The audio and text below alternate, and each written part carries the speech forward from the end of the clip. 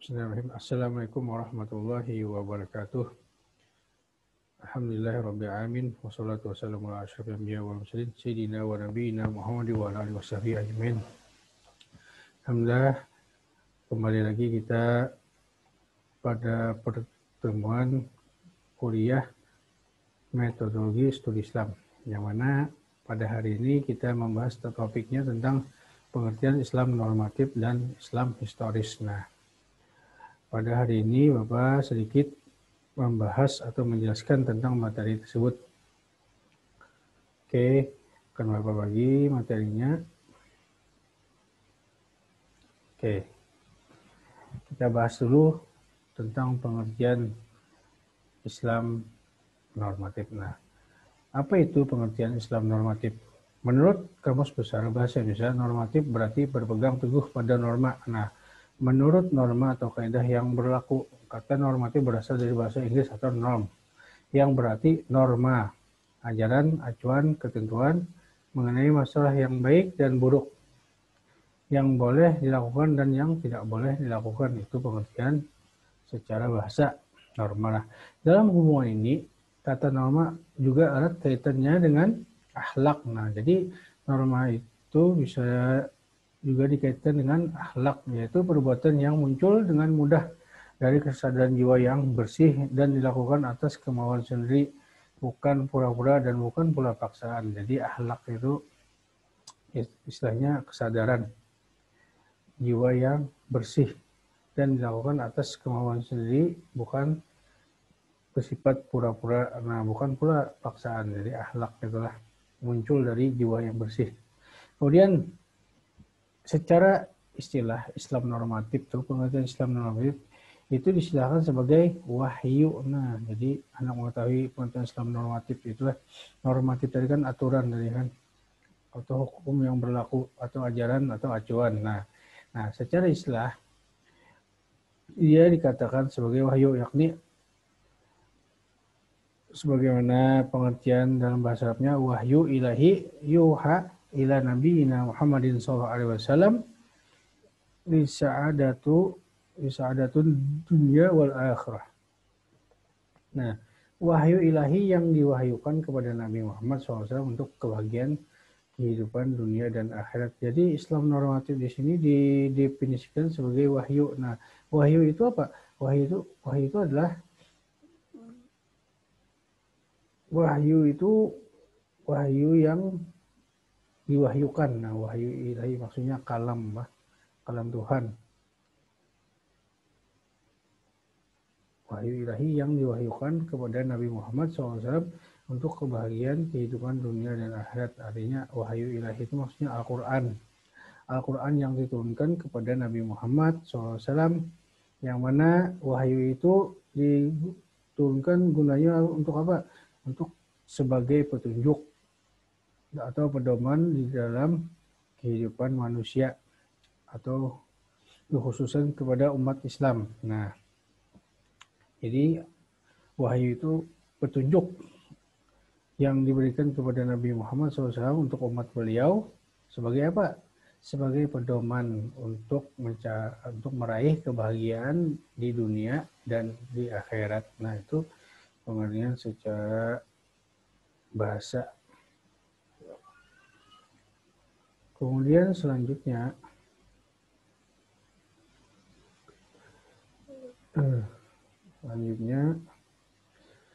dari segi normatif. Nah, Islam adalah, jadi pengertian Islam tadi dari segi normatif, dia adalah wahyu yang berasal dari Tuhan. Nah, dari Tuhan, wahyu yang wajib kita yakini, kemudian kita terima sebagai kebenaran mutlak yang tidak boleh diganggu gugat. Nah, jadi Islam normatif itu adalah disilahkan tadi sebagai wahyu yang langsung berasal dari Tuhan. Dan ini wajib kita yakini, kemudian kita terima sebagai kebenaran mutlak. Nah, artinya kebenarannya mutlak, bukan relatif lah. Jadi Islam normatif ini ajaran yang dibawa atau diturunkan kepada Nabi Muhammad SAW. Nah, yang mana ajaran ini sifatnya wajib diyakini dan diterima kebenarannya secara mutlak. Nah, paham semacam ini diasumsikan bahwa seluruh ajaran Islam yang bahwa diasumsikan paham ini diasumsikan bahwa seluruh ajaran Islam itu baik yang terdapat di dalam teks wahyu Al-Quran maupun hadis Nabi serta yang dikemukakan oleh para ulama sebagai hasil dari interpretasi terhadap Al-Quran tersebut. Nah, sebagai kebenaran yang harus diterima dan tidak boleh diganggu gugat. Jadi diasumsikan bahwa paham ini atau pengertian Islam normatif ini diasumsikan bahwa seluruh ajaran Islam yang baik yang terdapat di dalam teks Al-Quran maupun yang terdapat pada hadis Nabi, kemudian yang dikemukakan oleh beberapa ulama dari hasil istihad terhadap Al-Quran dan hadis. Nah, itu dikatakan sebagai kebenaran yang harus diterima dan tidak boleh diganggu gugat. Nah, artinya kebenarannya mutlak langsung dari Tuhan. Nah, jadi itu yang dinamakan pengertian Islam normatif. Jadi sandaran Islam normatif ini adalah Al-Quran dan hadis. Nah, acuannya itu adalah wahyu atau dari Al-Quran tadi kan. Nah, dengan istilah lain, Islam normatif ini adalah Islam pada dimensi sakral. Nah, yang diakui adanya realitas transendental.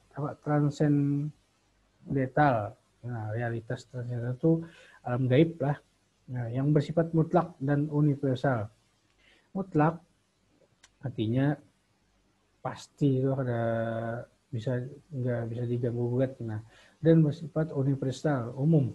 Nah, melampaui ruang dan waktu atau sering disebut realitas ketuhanan. Nah, jadi dengan kata lain tadi Islam normatif itu adalah Islam pada dimensi sakral. Artinya dimensi sakral itu suci lah.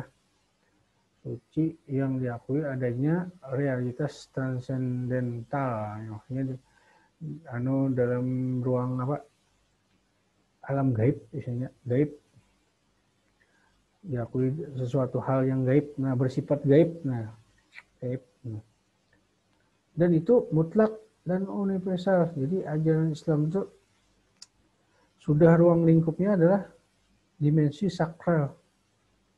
Suci lah istilahnya itu. Nah, sakral. Dan dia melampaui ruang dan waktu yang sering disebut dengan realitas ketuhanan. Nah, kalau diistilahkan dalam ilmu itu apa? Ilmu tauhid. Nah, ketauhidan sudah memasuki ketauhidan. Jadi Islam normatif itu dimensi sakral yang diakui realitasnya dalam transendental atau dimensi alam gaib. Nah, kalau dipikirkan di alam logika toh. Nah, jadi gaib, hal-hal yang bersifat gaib istilahnya. Nah, itu yang dinamakan dengan istilah Islam normatif. Nah, agak susah sebenarnya memahami itulah. Tapi pada intinya Islam normatif itu adalah ajaran berupa wahyu yang mengatur kehidupan manusia dengan berupa petunjuk Al-Quran dan hadis. Jadi dimensi yang diatur dalam Islam normatifnya adalah landasannya adalah Al-Quran. Nah, wahyu itu sendiri. Nah, yang menjadi pedoman untuk mencapai kebahagiaan di dunia dan akhirat. Nah, itu yang dinamakan Islam normatif. Jadi ajaran Islam normatif ini dia terikat pada kebenaran yang mutlak, bahwa hanya kebenaran Tuhan yang diyakini dan tidak bisa diganggu gugat. Nah, kemudian yang kedua, pengertian Islam historis.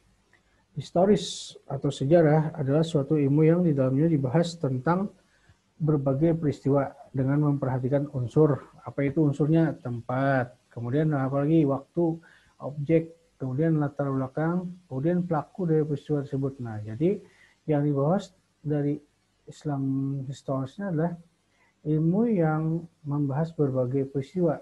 Nah, yang mana unsurnya itu antara lain tempat, waktu, objek, kemudian latar belakang yang menjadikan kenapa ada sejarah itu. Nah, kemudian pelakunya, saksi-saksinya atau bukti-bukti dari peristiwa sejarah itu.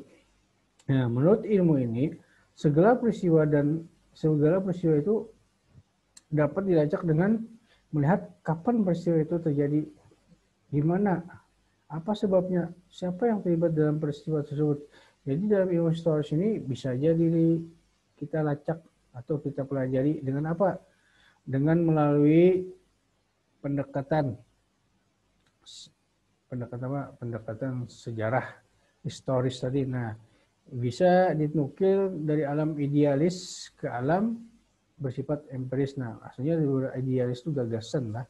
Kemudian masuk ke alam yang bersifat empiris dan mendunia berdasarkan pengalaman si peneliti sejarah tadi. Nah, ketika dia memasuki dunia alam ide, kemudian dia mulai mencoba melakukan penelitian, maka itu bersifat empiris dan mendunia. Mendunia itu sudah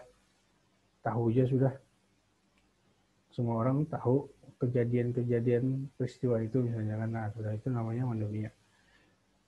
Dari keadaan ini seorang akan melihat adanya kesengajaan atau kesalahan antara yang terdapat dalam alam idealis dengan yang ada di dalam empiris dan historis. Nah, jadi ketika seseorang ini melaksanakan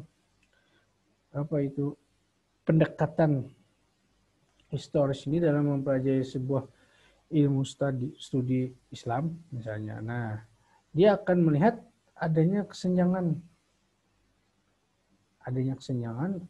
atau bahkan keselarasan. Nah, jadi seorang pemerhati atau peneliti dalam studi Islam ini misalnya kan, dia akan melihat ketika sudah menjalani penelitiannya, dia melihat apakah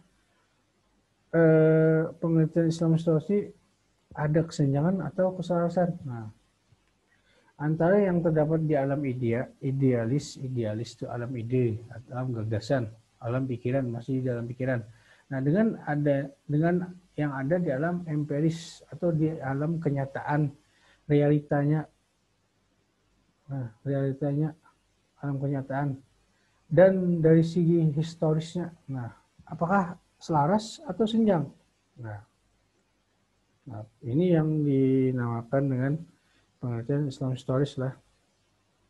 Tadi mulai pendekatan Islam historis ini kita akan mengetahui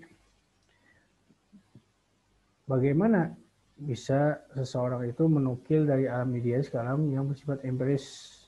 Apakah seseorang itu akan melihat adanya kesenjangan atau keselarasan antara yang terdapat dalam alam idealis dengan yang ada di alam empiris atau di alam historis. Nah, antara alam empiris dan historis. Jadi alam empiris itu berdasarkan realita atau pengalaman yang dirasakan. Nah, dan berdasarkan sejarah, fakta-fakta sejarah. Jadi ketika memahami ajaran Islam itu melalui Islam historis, maka seseorang itu akan memahami bagaimana sebuah pengetahuan atau sebuah kejadian itu bisa didapat. Nah, dia bisa didapat melalui apa dulu? Tadi itu kan melacak tadi. Nah, kapan peristiwa itu terjadi, di mana, apa sebabnya, siapa yang terlibat. Nah, dalam sebuah peristiwa itu. Kemudian dia menggunakan pendekatan ini maksudnya pendekatan historis. Nah, dia bisa menukil dari ada alam idealis ke alam yang bersifat empiris dan mendunia. Nah, ketika menggunakan pendekatan historis ini, maka tentu ia sudah menukil dari alam idealisnya, gagasan pikirannya. Kemudian menerapkannya ke alam yang bersifat empiris, ke realitanya. Pengalaman.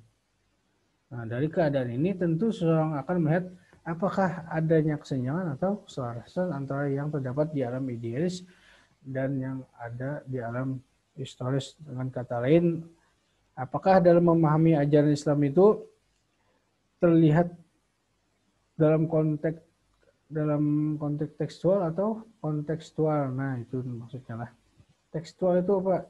Dalam memahami ajaran Islam misalnya, apakah seseorang itu dia hanya terpaku kepada Islam normatif atau menggunakan pendekatan Islam historis. Nah jadi kalau Islam normatif maka dia akan mengacu kepada tekstual, artinya bersandar kepada wahyu atau Al-Quran dan hadis biasanya lah sandaran dalam mempelajari ajaran Islam itu atau studi Islam. Kemudian ketika dia melakukan pendekatan secara Islam historis, maka yang dia kaji adalah berdasarkan sejarah runtutan dari peristiwa-peristiwa masa lalu, bagaimana Islam itu muncul dan berkembang hingga saat ini. Nah, maka digunakanlah pendekatan historis dari segi apa? Kontekstual. Nah, dari segi kontekstual misalnya mempelajari ajaran Islam itu dia melihat realita antara zaman dulu dan sekarang. Apakah terjadi perubahan misalnya dalam hal normatifnya syariat. Misalnya ketika seseorang memahami hanya sebatas tekstual, maka tentu kebenaran yang dicari adalah mutlak. Nah, tapi ketika sampai pada perubahan zaman misalnya kan syariat Islam itu mungkin mengalami distorsi, nah atau mengalami perubahan misalnya. Nah, tentu yang kita bahas adalah melalui pendekatan atau melalui Islam historis. Nah, dari segi kontekstualnya, apakah misalnya ayat-ayat yang bersifat tekstual itu bisa ditafsirkan ke kontekstual? Nah, berarti asbabun nuzulnya berarti. Nah, maka ketika menggunakan historis atau digabungkan dengan normatif, maka biasanya melahirkan sebuah metode baru misalnya. Nah, dalam hal penafsiran Al-Quran misalnya, maka ditemukanlah beberapa metode misalnya menggunakan pendekatan tafsir. Nah, adanya metode tahlili. Nah, itu asalnya penggabungan antara Islam normatif dan Islam historis. Biasanya seperti itulah. Islam historis atau Islam sebagai produk sejarah adalah Islam yang dipahami dan Islam yang dipraktikkan kaum muslimin seluruh penjurusnya mulai dari masa Nabi sampai masa sekarang. Nah, jadi Islam historis itu ia merupakan sebuah produk sejarah. Nah, yang dipahami dan Islam yang dipraktikkan kaum muslimin seluruh penjurusnya mulai dari masa Nabi sampai sekarang. Jadi secara kontekstualnya ajaran Islam itu dia terus berkembang dari masa ke masa, mulai zaman Nabi hingga sampai sekarang. Nah, dari zaman Nabi misalnya, syariat Islam itu mungkin tidak terjadi perubahan yang signifikan. Misalnya mengenai kebutuhan akan contoh-contoh di dalam praktik ibadah misalnya. Nah, secara tekstual mungkin para sahabat mudah langsung bertanya kepada Nabi ketika mereka tidak memahami ayat-ayat Al-Quran, nah misalnya kan, atau praktik-praktik ibadah misalnya tidak paham, langsung mereka bertanya, itu secara tekstual. Namun kondisinya berbeda ketika kita memasuki masa modern ini. Nah, ketika hukum-hukum di dalam syariat itu mengalami perluasan wilayah cakupannya misalnya kan. Nah, maka bermunculanlah ketika masa tabi'in itu kan istilahnya fikih. Nah, muncullah istilah usul fikih. Nah, itu karena memahami Islam dari dua sisi tadi, antara Islam normatif dan Islam historis, maka melahirkanlah pembagian pembidangan ilmu untuk memahami ajaran Islam. Maka lahirlah misalnya ilmu usul fikih, tafsir, fikih. Nah, itu asalnya dari dua tadi. Asal munculnya dia memahami Islam itu melalui dua pendekatan, Islam normatif dan Islam historis. Nah, ada yang menggunakan tekstual, kemudian menggunakan kontekstual. Nah, ada yang menggabungkan antara tekstual dan kontekstual sehingga bisa melahirkan sebuah gagasan baru dalam pemikiran studi Islam. Nah, misalnya ketika zaman sekarang, nah Bagaimana memahami hukum tentang apa misalnya narkoba itu kan? Nah, narkoba zaman Nabi nggak ada ya istilah narkoba itu.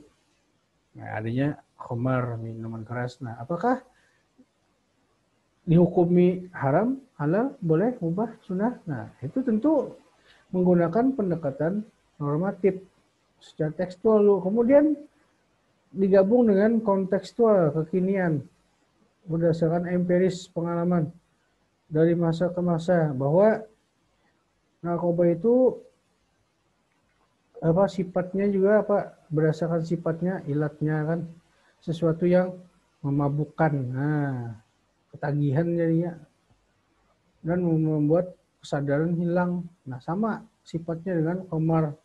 Maka secara kontekstual pun oleh para ulama dihukumi dengan haram juga. Nah, itulah dari dua sisi Islam normatif dan historis itu bisa menimbulkan beberapa pembaharuan dalam pemikiran studi Islam lah. Nah, kemudian pengelompokan Islam normatif dan historis. Nah, menurut Nasir Hamid, beliau mengelompokkan menjadi 3 wilayah. Yang pertama, wilayah teks asli Islam. Nah, yaitu Al-Quran dan Sunnah Nabi yang otentik. Nah, itu pengelompokan dalam normatif lah. Pertama tadi kan wilayah teks asli original. Yang kedua, wilayah pemikiran Islam yang merupakan ragam penafsiran terhadap teks asli Islam. Nah, dan Sunnah Nabi. Nah, yang kedua ini banyaknya bermunculannya ragam tafsir terhadap teks Al-Quran tadi, original tadi, tekstual. Baik itu Al-Quran maupun hadis. Yang dapat pula disebut dengan hasil ijtihad terhadap teks asli Islam seperti lahirnya ilmu tafsir dan fikih. Nah, kedua, tiganya mana lah?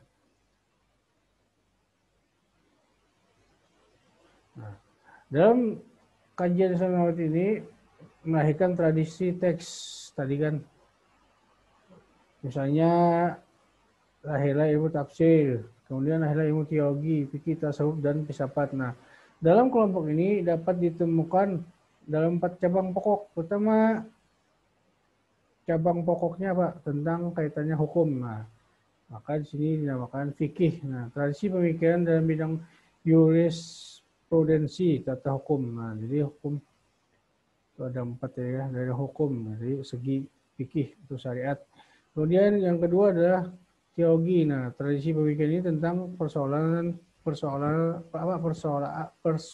ketuhanan. Nah, kemudian filsafat, tradisi pemikiran dalam bidang hakikat, kenyataan, kebenaran, dan kebaikan. Nah, filsafat ini lebih luas lagi lah, dia mencakup tentang segala ilmu pengetahuan yang hakikatnya tentang kenyataan, kebenaran, dan kebaikan.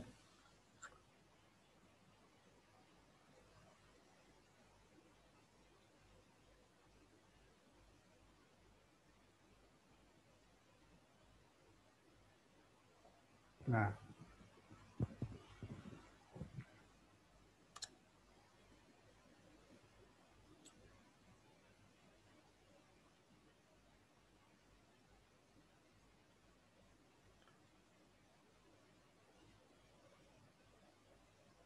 oke.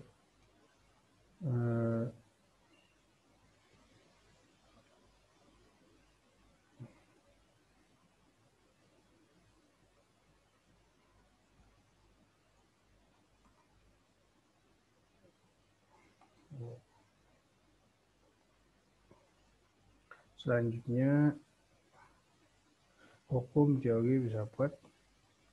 Kemudian hasil ijtihad dalam bidang hukum atau fikih misalnya. Maka muncullah bentuk fikih. Kemudian bentuk lagi bentuknya dalam bentuk fatwa, fatwa ulama misalnya.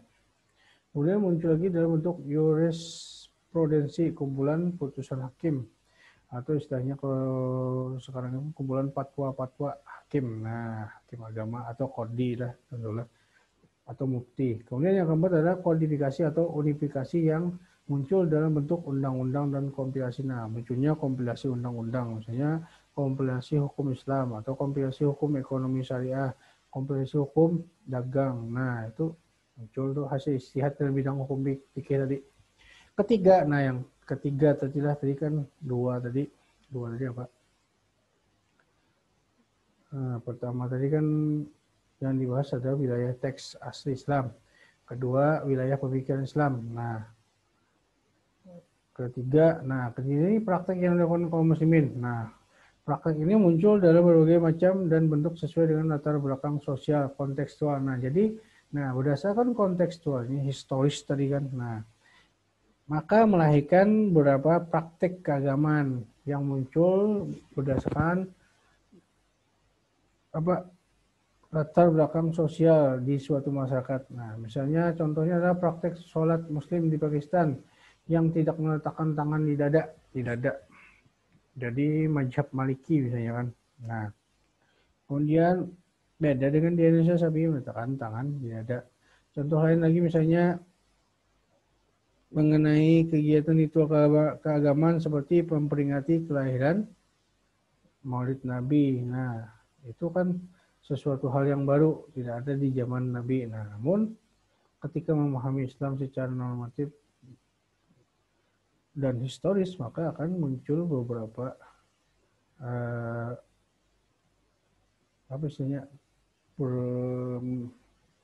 pembaharuan dalam praktik keagamaan, baik yang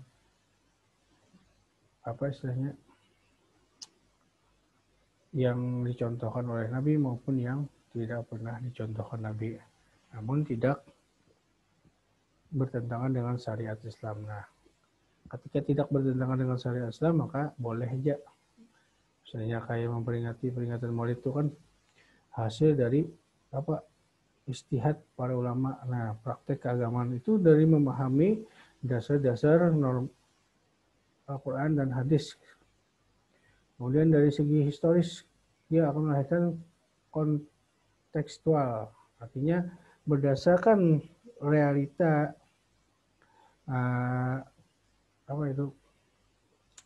latar belakang sosial masyarakat, maka akan memunculkan tradisi baru di dalam beragama. Maksudnya bukan ajaran syariatnya yang baru lah, cuma tradisi tradisi keberagamaan. Nah, itu yang muncul di kalangan masyarakat sesuai tempat wilayahnya.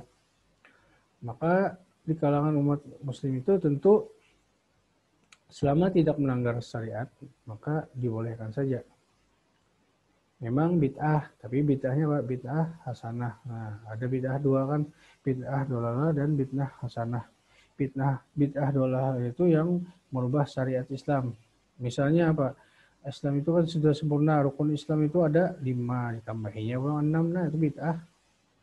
Atau sembahyang itu ada 5 waktu, ditambahinya 6, nah bid'ah berarti. Itu yang dinamakan merubah syariat lah. Tapi kalau secara praktik keberagaman dalam hal ibadah mahdoh yang tidak terikat aturan dan waktu, gairu mahdoh, ibadah gairu mahdoh, tidak terikat dengan aturan waktu dan syariat misalnya, itu boleh, maka dinamakan bid'ah hasanah. Nah itu tadi penjelasan tentang pengertian Islam normatif dan Islam historis. Mudah-mudahan paham lah, bahasa ini campur-campur nih.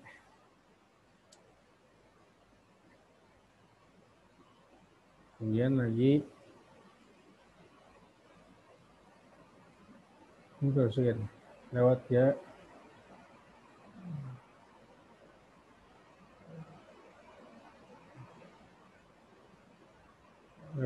Lewat. Nah.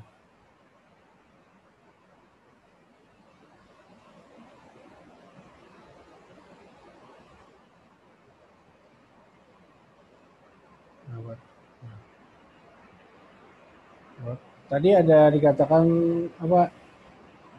dari segi pemikiran. Misalnya dari level pemikiran ini dalam sejarah Muslim lahir sejumlah bentuk pemikiran yang oleh Abu Zaid dikelompokkan menjadi 4 cabang. Tadi itu kan, nah, hukum, teologi, filsafat, dan tasawuf. Nah, itulah. Oke, kembali yang tadilah. Nah, kajian Islam normatif tadi melahirkan tradisi teks diantaranya tadi tafsir, teologi, fikih, tasawuf, dan filsafat. Nah, dalam kelompok ini ditemukan dalam 4 pokok cabang. Nah, tadi kan cabang pertama adalah tentang hukum. Maka tradisi pemikiran ini bersifat yang dihasilkan adalah sifat hukum atau bidang jurisprudensi. Kemudian teologi, yang mana tradisi pemikiran ini tentang persoalan ketuhanan. Yang ketiga, filsafat. Nah, tradisi pemikiran di bidang hakikat, kenyataan, kebenaran, dan kebaikan. Kemudian yang keempat, nah, tasawuf atau mistik, tradisi pemikiran tentang laku dalam pendekatan diri pada Tuhan, tentang akhlak. Nah, jadi tentang memperbaiki akhlak dengan Tuhan dan manusia. Nah, itu yang dinamakan tasawuf. Nah, itu 4 pokok cabang dalam kajian Islam normatif lah. Nah, lanjut ke slide berikutnya.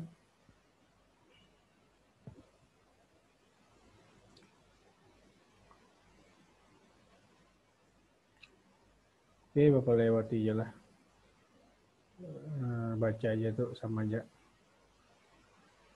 Nah, ini sambungannya yang tadi. Dalam cabang hukum misalnya, lahirlah sejumlah bentuk pemikiran yakni fikih. Nah, tadi kan fatwa, jurisprudensi,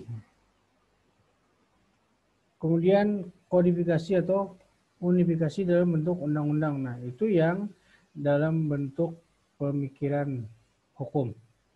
Itu lahir fikih tadi, fatwa. Nah, itu asalnya dari apa?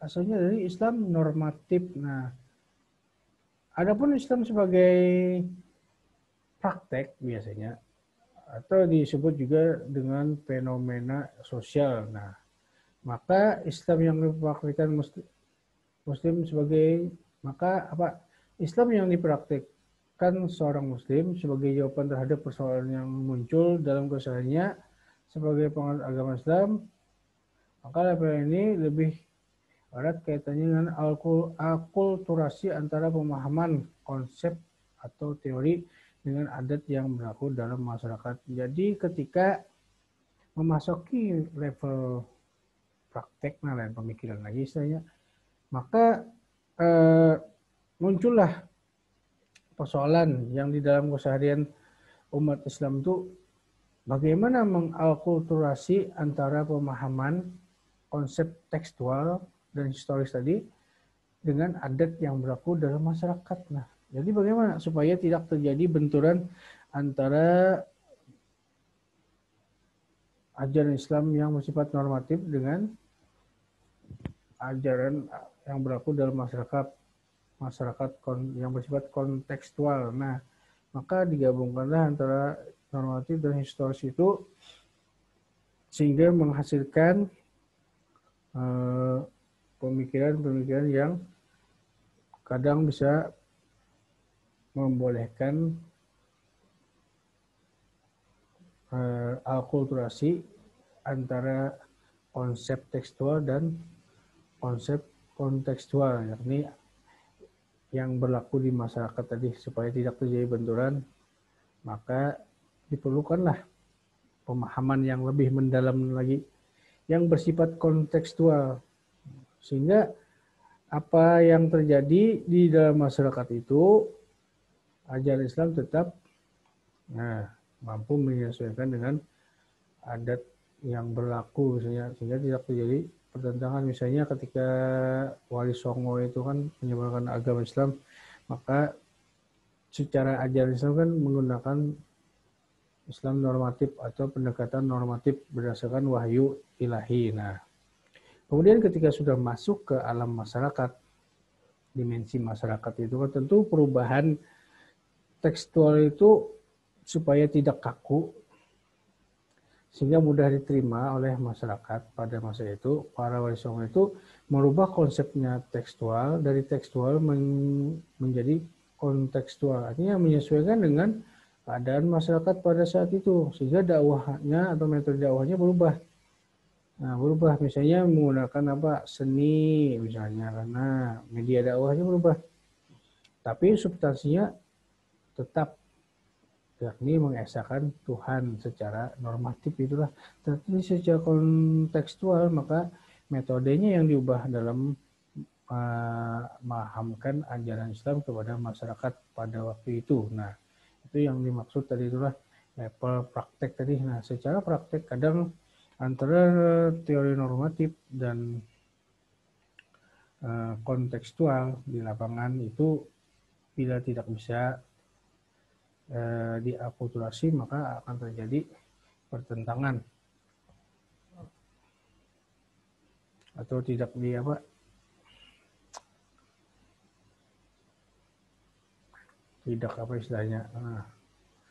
tidak disimbangkan antara konsep tekstual dan kontekstual. Nah, itu akan terjadi pertentangan di masyarakat karena masyarakat yang pahamnya masih kurang terhadap ajaran Islam itu tentu tidak mudah menerima Islam itu sendiri. Nah, itulah gunanya di dalam pendekatan studi Islam itu ada beberapa metode yang perlu dilakukan.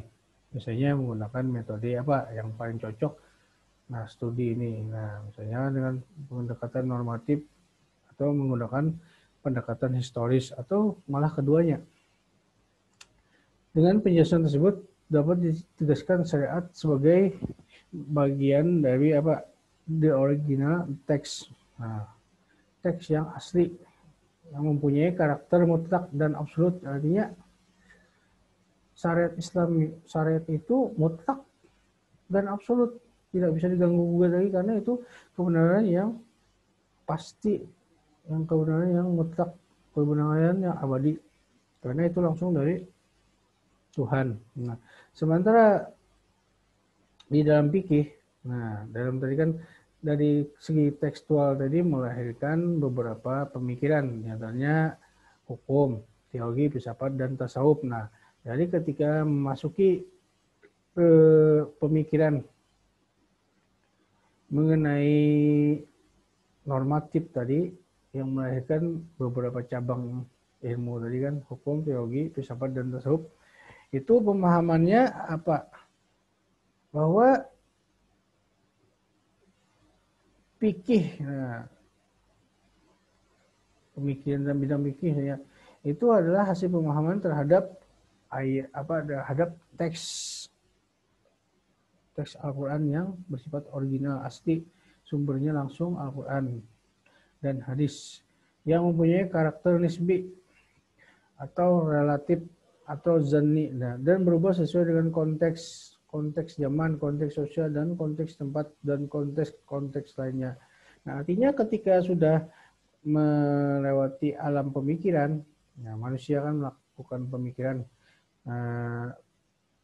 menggunakan normatif tadi, maka akan melahirkan beberapa kelompok cabang ilmu, misalnya dari hukum, dari segi hukum, maka itu melahirkan fikih. Nah, dari fikih tadi, hasil kajian fikih tadi atau hasil pemahaman, kajian fikih itu hasil dari pemahaman terhadap kontekstual ayat-ayat terhadap teks yang asli, yang murni, maksudnya teks berdasarkan Al-Quran dan hadis. Nah, itu mempunyai karakter nisbi atau istilahnya kebenarannya hanya bersifat relatif atau janni. Nah, janni itu kadang berubah-ubah karena sesuai dengan ijtihad para ulama. Nah, jadi ketika sudah memasuki alam pemikiran, misalnya dikaitkan dengan fikih. Nah, kebenaran di dalam fikih ya itu hasil ijtihad para ulama itu dia dikatakan sebagai kebenaran yang relatif atau nisbi. Nah, meskipun itu merupakan elaborasi atau eksploritasi dari ayat teks ayat Al-Quran atau teks asli, baik itu Al-Quran maupun hadis. Nah, meskipun dari itu, tentu ketika pemahaman itu sudah dilahirkan dalam bentuk pemikiran, maka kebenarannya adalah bersifat relatif nisbi, ya. Pada mutlak. Nah, sedangkan kebenaran yang mutlak itu hanya bisa melalui wahyu yang diturunkan kepada rasul atau nabi lah. Nah, itu hanya mutlak. Tapi ketika sudah memasuki alam pemikiran manusia, istihad. Nah, istihad misalnya kan. Nah, meskipun berlandaskan tekstual tadi, berdasarkan ayat-ayat Al-Quran maupun hadis, nah itu kan dipahami menggunakan penafsiran tadi, ayat Al-Quran dan hadis. Meskipun menggunakan itu, tetapi secara kebenarannya itu hanya bersifat nisbi atau relatif. Nah, artinya apa? Artinya produk istimbat hukum itu kadang hanya kadang bisa berubah sesuai dengan konteks. Nah, makanya Imam Syafi'i itu kan ada istilahnya apa? Beliau ketika di Irak, nah beda dengan ketika beliau di Mesir. Nah, fatwa mazhab sidin kan beda. Makanya ada kaul qadim, ada kaul jadid. Nah, kaul jadid itu di Mesir, kaul qadim di mana? Di Irak.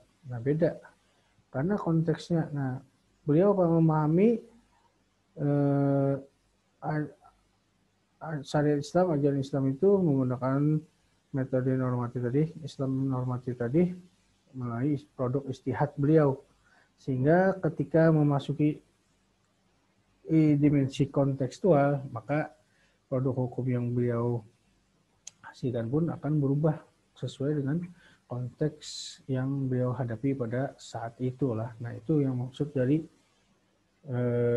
kebenaran istihad ulama atau manusia itu bersifat relatif, meskipun yang dia ambil itu pemahamannya itu bersumber dari teks aslinya. Teks aslinya itu maksudnya Al-Quran dan hadis misalnya. Nah, meskipun demikian itu dikatakan kebenaran yang relatif atau nisbi. Nah, karena itu produk istihad. Jadi produk istihad itu bisa benar, bisa salah. Jika istihad itu benar, maka diganjar pahala 2. Sedangkan salah tetap diganjar pahala 1. Nah,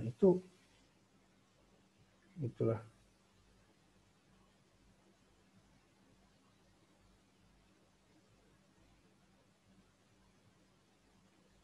Sementara dengan menggunakan teori Islam pada level teori dan Islam pada level praktek. Nah, jadi ketika menggunakan teori Islam itu pada level teori tadi kan konteksnya tekstual.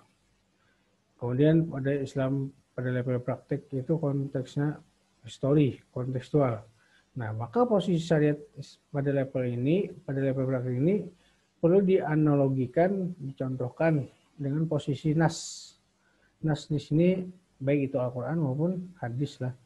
Nah, dapat disebutkan bahwa pada prinsipnya nas tersebut merupakan respon terhadap masalah yang dihadapi masyarakat Arab di masa pewahyuannya. Jadi ketika konteks ayat itu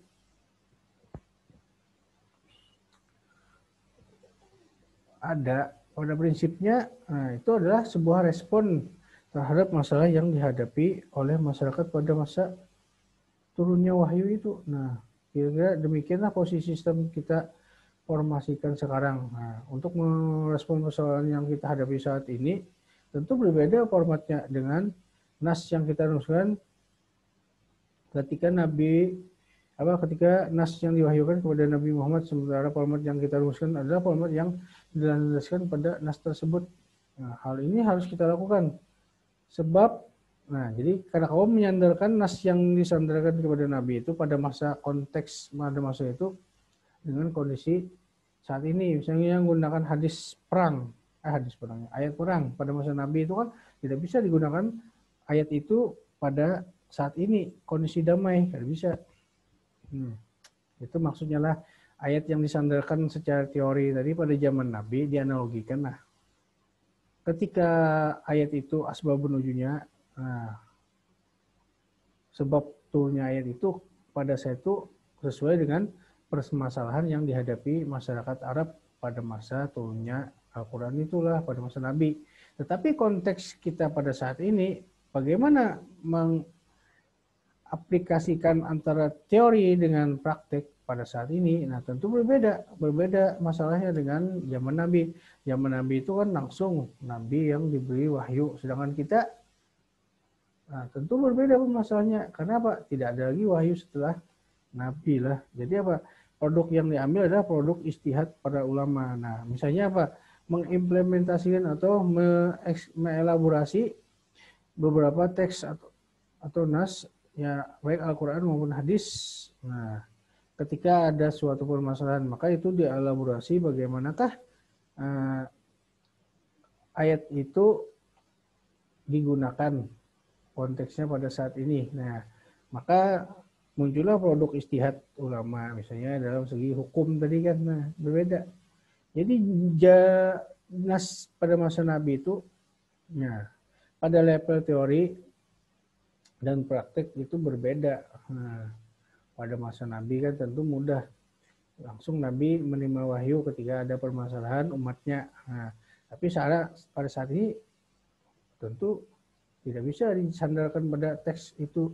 Apakah sama atau tidak, tentu ada pertimbangan yang lebih detail lagi. Itu orang-orang yang ahli dalam hal itulah yang bisa mengelaborasi ayat-ayat yang berkenaan dengan kondisi saat ini misalnya. Ya tadi misalnya tentang hukum narkoba. Nah tentu beda dengan zaman Nabi itu adanya khamar. Bagaimana? Nah apakah bisa disandarkan ayat itu dengan sekarang misalnya pengharaman khamar itu dengan pengharaman narkoba pada saat ini? Tentu para ulama lah yang ulama yang berkompeten lah dalam bidangnya yang mampu untuk beristihad itulah. Nah itu pentingnya. Makanya pada level inilah para fuqaha ditemukan di Makkah di era awal. Jadi ketika Nabi meninggal itu kan para ulama, para fuqaha itu ditempatkan di Mekah di era awal. Artinya awal-awal munculnya ilmu fikih itu kan di Mekah di era awal.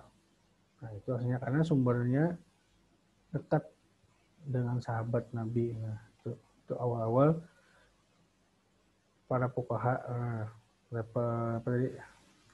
level yang mengimplementasikan nas setelah Nabi wafat tadi, apa para fuqaha tadi yang hidup setelah masa wafatan Nabi. Nah, yang mana level fuqaha ini ditempatkan di Makkah di era awal. Nah, pada era awal itu ulama fuqaha itu banyak di Makkah, bersahabat lah. Nah, diantaranya ada Ibnu Abi Rabah, Ammar bin Ibnu Dinar, Ibnu Jurai. Nah, kemudian lahir lagi buat fuqaha mazhab. Nah, asalnya mazhab Hanafi, Maliki. Nah, itu di era Makkah awal tuh. Sampai Hambali baca aja tuh lah. Nah, ini baca aja, terlalu panjang mau menjelaskan lah.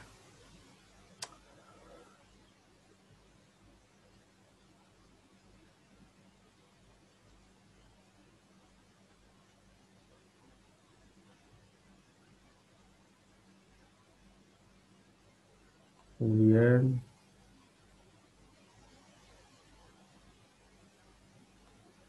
lanjut aja. Nah, tadi dalam pemahaman kajian Islam historis tadi melahirkan beberapa produk cabang ilmu. Di antaranya tadi kan ilmu fikih. Kemudian apa gini? Filsafat, tasawuf, tauhid. Nah, kemudian dalam pemahaman kajian Islam historis tidak ada konsep atau hukum Islam yang bersifat tetap, semua bisa berubah. Nah, jadi berdasarkan kontekstual tadi pemahaman kajian Islam, misalnya kaum historis ini memiliki pemahaman tentang hukum Islam yang mana hukum Islam itu adalah produk dari pemikiran ulama yang muncul karena konstruksi sosial tertentu. Nah, jadi kaum historis ini mereka memiliki pemahaman tentang hukum Islam itu berdasarkan apa? Produk dari pemikiran ulama yang muncul karena konstruksi sosial tertentu. Nah, artinya berdasarkan konsep kontekstual. Nah, jadi pemahaman Islam historis ini para ulamanya itu muncul berdasarkan konstruksi sosial pada saat itu, kondisi saat itu. Nah, maka lahirlah kajian Islam historis. Nah, tidak mudah memang memahami kajian Islam historis itulah. Nah, karena apa? Ajaran agamanya itu bersifat relatif dan terkait dengan konteks budaya sosial tertentu. Jadi ayat-ayat yang bersifat normatif itu diimplementasikan atau dielaborasi lagi ke dalam bentuk konsep konsep kontekstual. Nah, kekinian. Nah, jadi misalnya kajian Islam historis itu maka melahirkan sebuah tradisi baru atau disiplin ilmu baru. Disiplin ilmu ini dalam bentuk apa? Studi empiris. Misalnya, tadi kan kajian Islam normatif itu dia melahirkan pemikiran berupa empat cabang pokok tadi kan nyatanya seperti fikih, jurisprudensi, kemudian tauhid, kemudian filsafat, kemudian tasawuf. Nah, itu bagian dari Islam normatif. Kemudian bagian dari Islam historis itu apa? Dia memunculkan atau melahirkan tradisi atau disiplin ilmu yang bersifat studinya itu empiris berdasarkan pengalaman realita atau berdasarkan kontekstual sosial.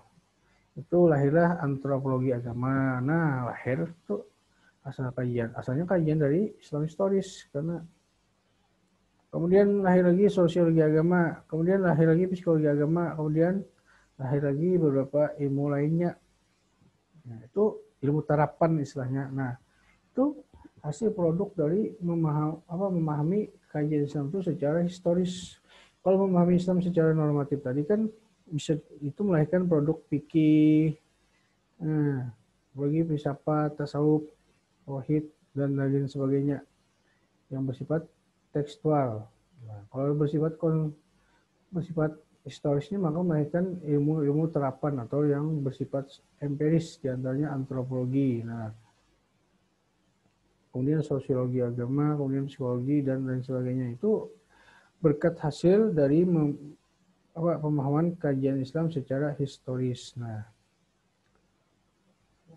kemudian apa aja hubungan antara Islam normatif dan historis? Nah, tentu hubungan keduanya itu bisa membentuk hubungan dialektika dan ketegangan. Nah, kadang hubungannya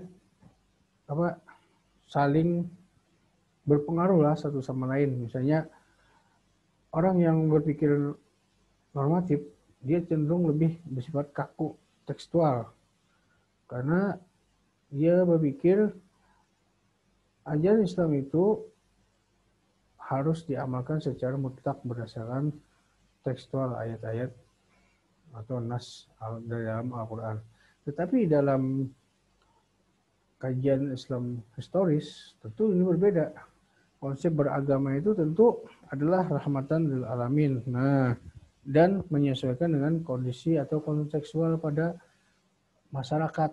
Nah, itu yang menjadi pertentangan antara Islam normatif dan Islam historis. Namun bisa jadi dengan pertentangan ini juga melahirkan beberapa pemikiran baru. Bagaimana supaya menggabungkan antara normatif dan historis itu? Nah, makanya ketika digabungkan itu maka akan memunculkan produk baru di dalam istihad. Nah, istihad pembaharuan Islam ini muncullah aktualisasi dari Islam normatif dan historis ini muncul ke dalam pembaharuan studi baru. Nah, itu mungkin karena ada pertentangan tadi yang Islam normatif itu menggunakan konsep tekstual.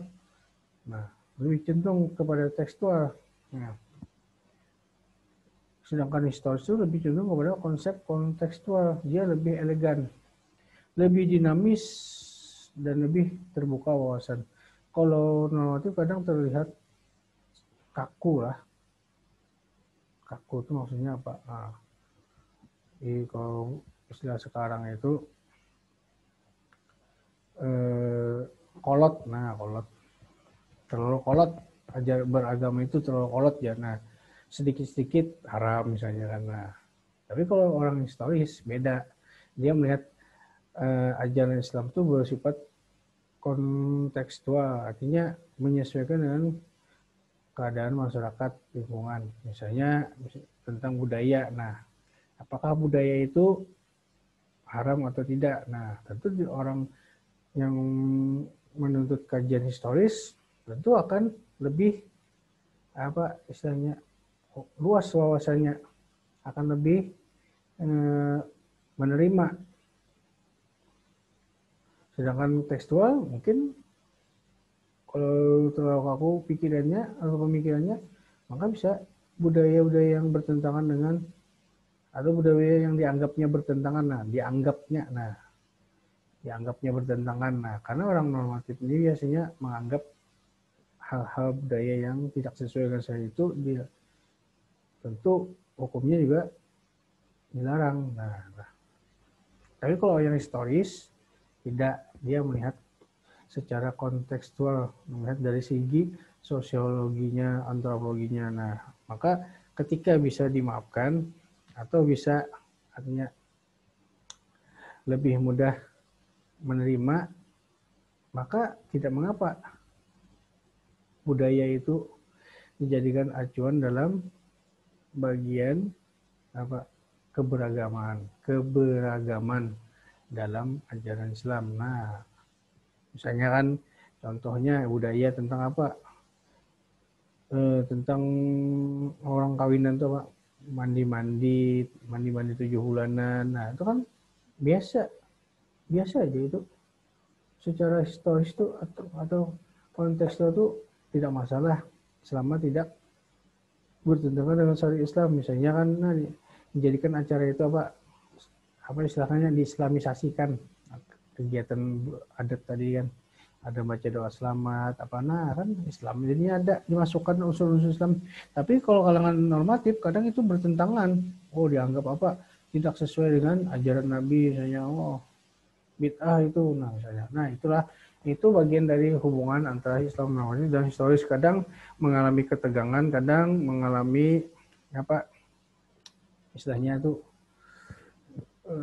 elegan, damai. Nah, antara pertentangan kadang satu sama lain saling menguatkan, itu hubungannya lah.